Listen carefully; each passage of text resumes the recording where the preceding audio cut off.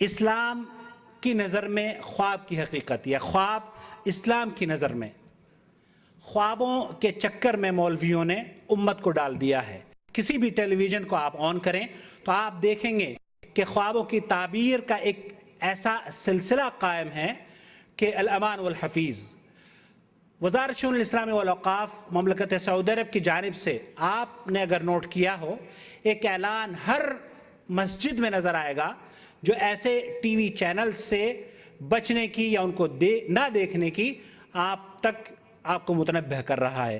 ہم نے جب آج کی اس تقریب کے بارے میں فضیلت شیخ یاسر جابری سے گفتگو کی تو شیخ یاسر نے فرمایا کہ یہ حساس موضوع ہے اور میں چاہتا ہوں کہ اسی موضوع کو ہم جدہ سے ایک ایسا ڈاکومنٹری ریکارڈ بنا کر پوری دنیا کے سامنے پیش کر سکیں تاکہ وہ لوگ جو خواب کی تعبیروں کو تلاش کر رہے ہیں یا ابھی سو ہی رہے ہیں ان کی آواز سن کر شاید وہ جاگ سکیں۔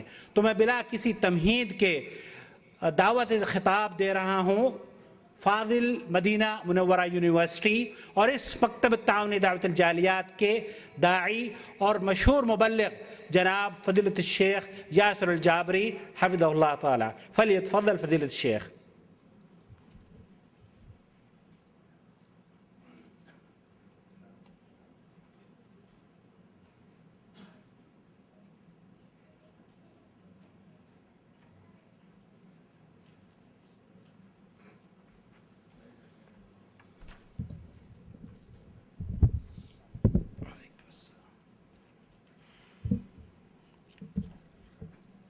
السلام عليكم ورحمة الله وبركاته.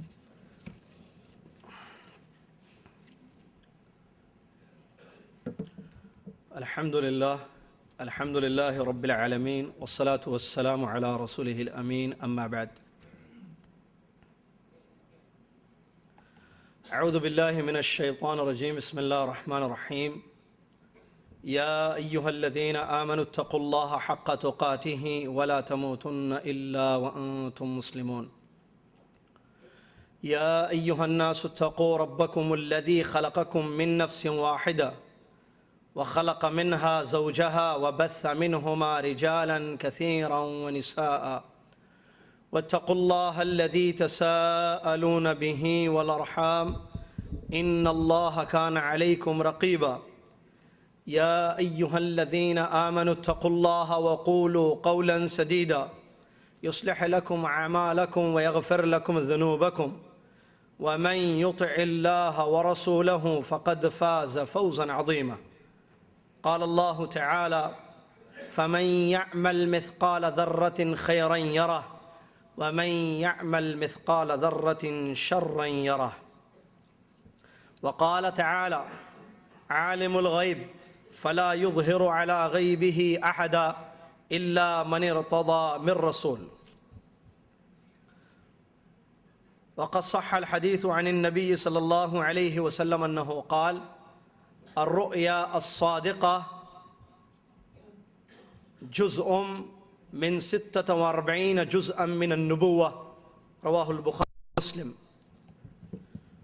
وفي حديث آخر قال رسول الله صلى الله عليه وسلم: إن الرؤيا ثلاث منها أهاويل من الشيطان ليحزن بها ابن آدم، ومنها ما يهم به الرجل في يقظته فيراه في منامه، ومنها جزء من 46 جزءا من النبوة.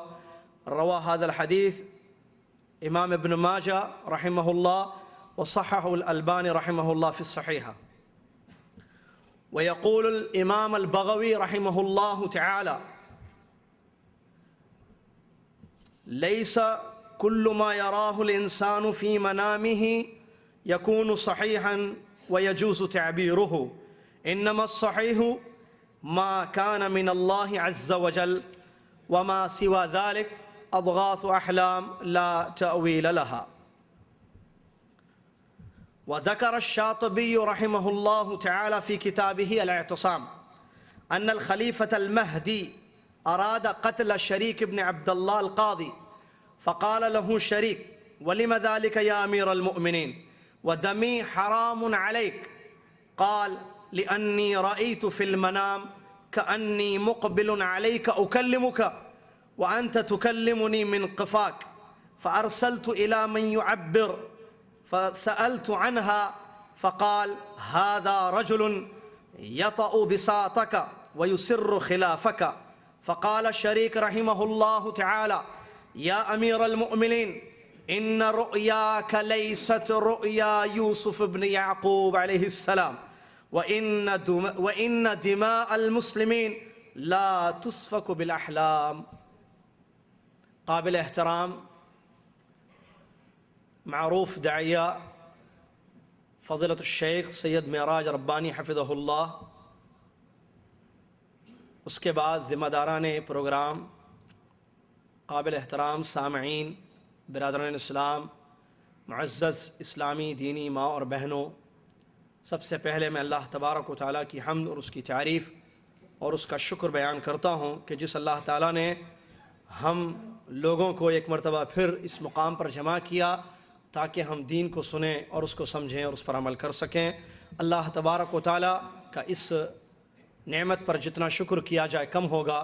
سبحان اللہ و بحمدہ سبحان اللہ العظیم۔ اس کے بعد لامحدود بے پناہ بے حد و حساب درود و سلام ہو، بالخصوص جمعہ کی اس رات کہ جس میں کثرت سے درود پڑھنے کا حکم آیا ہے پیارے نبی محمد مصطفیٰ صلی اللہ علیہ وسلم پر۔ اللہم صلی علی محمد وعلی آل محمد کما صلیت علی ابراہیم وعلی آل ابراہیم انک حمید مجید۔ اللہم بارک علی محمد وعلی آل محمد کما بارکت علی ابراہیم وعلی آل ابراہیم انک حمید مجید۔ معزز سامعین، اس مختصر اور لازمی درود اور حمد اس مختصر اور لازمی حمد اور درود بر نبی علیہ السلام کے بعد جیسا کہ آپ کے سامنے موضوع کا اعلان ہوا اور اس کی حساسیت کو بھی بتایا گیا، وہ ہے خواب اسلام کی نظر میں۔ برادران اسلام، یہ میں سمجھتا ہوں وقت کے اہم ترین مواضع یا موضوعات کہیں کہ جن کی ضرورت ہے بتانے کی، ان میں ایک ہے انشاءاللہ۔ برادران اسلام، اللہ تعالیٰ نے ہم کو ایک ایسی شریعت دی ہے، ایک ایسا دین عطا کیا ہے اسلام کہ جس میں تمام مشاکل، تمام چیزوں کا حل ہے۔ کوئی بھی موضوع جو پریزنٹلی اٹھایا جائے یا ماضی میں رہا ہو یا مستقبل میں آئے گا، کوئی بھی موضوع لوگ اٹھائیں، لوگ اس پر گفتگو کریں، لوگ اس کے بارے میں بات کریں، تو الحمدللہ ہماری شریعت میں، اسلام میں اس کا حل، اس کے بارے میں نصوص، اس کے بارے میں دلائل، اس کے بارے میں احکام و آداب ملتے ہیں۔ یہ اللہ تعالیٰ کا بہت بڑا فضل ہے کہ ہم ایسے سچے اور برحق اللہ تعالیٰ کے ایک ہی دین پر عمل کرنے والے مسلمان ہیں۔ معزز سامعین، خواب اسلام کی نظر میں، اس سلسلے میں سب سے پہلی ایک اہم ترین بات یہ ہے کہ اللہ تبارک و تعالیٰ نے ہم لوگوں کو عمل کے لیے پیدا کیا ہے اور اللہ تعالیٰ نے اس کا حکم دیا ہے۔ وَقُلِ اعْمَلُوا فَسَيَرَ اللَّهُ عَمَلَكُمْ۔ اللہ نے فرمایا اے نبی صلی اللہ علیہ وسلم لوگوں سے کہیے کہ عمل کریں، کیونکہ اللہ تعالیٰ لوگوں کے اعمال کو دیکھے گا۔ اور قرآن و حدیث کی روشنی میں یہ بات بتائی گئی ہے کہ اگر انسان اچھا عمل کرے گا، وہ ذرے کے برابر بھی کیوں نہ ہو، اللہ تعالیٰ اس کی نیت کو دیکھ کر اس کو بہتر سے بہتر بدلہ عطا کرے گا۔ اور جو شخص برا عمل کرے گا، غلط گناہ کرے گا، اس کا انجام اس کو کل قیامت کے دن اس کے سامنے نظر آئے گا۔ اللہ تبارک و تعالیٰ فرماتا ہے فَمَنْ يَعْمَلْ مِثْقَالَ ذَرَّةٍ خَيْرًا يَرَهُ وَمَنْ يَعْمَلْ مِثْقَالَ ذَرَّةٍ شَرًّا يَرَهُ۔ اللہ تعالیٰ ان دو آیتوں میں فرماتا ہے کہ جو شخص ذرے کے برابر عمل کرے گا، خیر، نیکی، اچھا عمل، وہ دیکھے گا کل قیامت کے دن اس کو اپنے بدلے کو۔ وَمَنْ يَعْمَلْ مِثْقَالَ ذَرَّةٍ شَرًّا يَرَهُ، جو ذرے کے برابر معمولی سا بھی گناہ کرے گا، شر کرے گا، برا عمل کرے گا، کل قیامت کے دن اس کو وہ سامنے نظر آئے گا۔ تو اس آیت سے معلوم ہوا کہ اللہ تعالیٰ کے یہاں تمام اعمال کا بدلہ ہم کو دینا ہے اور اعمال کا حساب ہمارا لیا جائے گا، اور اللہ تعالیٰ نے اعمال کے لیے ہم کو پیدا کیا ہے۔ عمل ہم سے مطلوب ہے، اللہ کی عبادت کرنا زندگی کا مقصد۔ وَمَا خَلَقْتُ الْجِنَّ وَالْإِنسَ إِلَّا لِيَعْبُدُونَ، سورہ زاریات مشہور آیت۔ اللہ تعالیٰ فرماتا ہے میں نے انسانوں کو اس لیے پیدا کیا ہے کہ وہ میری عبادت کریں۔ ابن عباس رضی اللہ عنہما کی صحیح تفسیر اے لیوحدون، توحید والی عبادت، کہ ایک اللہ کی عبادت کی جائے اور اس کے ساتھ کسی کو شریک نہ کیا جائے۔ اس کے علاوہ قرآن کی وہ آیت کہ جس میں سب سے پہلا حکم آسمان سے بندوں کے لیے ملا، سارے انسانوں کے لیے پہلا حکم دیا گیا، وہ بھی عمل ہی کا ہے، جس سے معلوم ہوتا ہے کہ اللہ یہ چاہتا ہے عمل کریں. ارشاد باری ہے یا ایھا الناس اعبدوا ربکم الذی خلقکم والذین من قبلکم لعلکم تتقون. اے لوگو، اس میں ساری دنیا کے لوگوں سے خطاب، اعبدوا ربکم، اپنے رب کی عبادت کرو.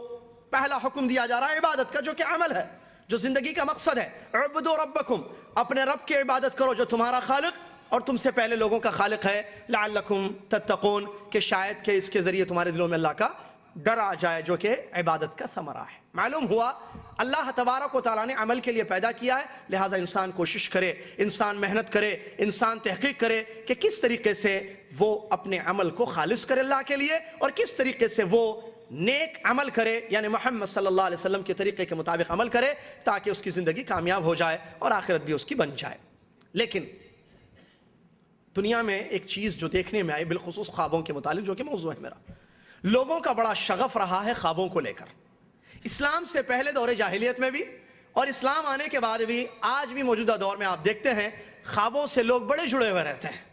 خوابوں کے بارے میں گفتگو، خوابوں کے بارے میں بہت ساری باتیں، خوابوں کے بارے میں بہت ساری کتابیں لکھی گئی ہیں، گفتگو ہوتے رہتے ہیں. ایسا خواب پڑا، سانپ دکھے تو ایسے، پانی دکھے تو ایسے، میں نے نبی صلی اللہ علیہ وسلم کو دیکھا ہے، مجھے خواب میں اللہ تعالیٰ نے یہ اشارہ کیا ہے، مجھے خواب میں اس بات کا حکم دیا گیا ہے، میں نے خواب میں ایسے دیکھا ویسے دیکھا. اپنے مستقبل کو، اپنے فیوچر کو خوابوں سے جوڑ کے رکھتے ہیں. جبکہ اسلام نے اس باب کو نہیں ترک کیا، اسلام نے اس سلسلے میں بھی نصوص بیان کیے، اسلام نے انکار نہیں کیا خوابوں کا، بلکہ اسلام ہی نے خوابوں کی حقیقت کو اور اس کی قسموں کو اور اس کے اثرات کو اور برے خوابوں سے اپنے آپ کو بچانے کے طریقے وغیرہ سب کچھ مکمل تعلیم اسلام نے دی ہے. برادران اسلام، قرآن کی آیتیں آپ پڑھتے ہیں، سنتے ہیں، اور غور آپ نے کیا ہوگا کہ قرآن کی آیتوں میں اللہ تبارک و تعالیٰ نے مختلف خوابوں کو بیان کیا. یوسف علیہ السلام نے خواب میں دیکھا ستاروں کو اور چاند اور سورج کو کہ وہ سجدہ کر رہے ہیں. ایک حقیقت ہے خواب کی، جس کا انکار نہیں کیا اسلام نے. اسلام نے بیان کیا کہ خواب ہوتے ہیں، اس کی حقیقت ہے اور اس کی قسمیں ہیں. اللہ تبارک و تعالیٰ نے یوسف علیہ السلام کے خواب کا تذکرہ کیا قرآن کی آیتوں میں.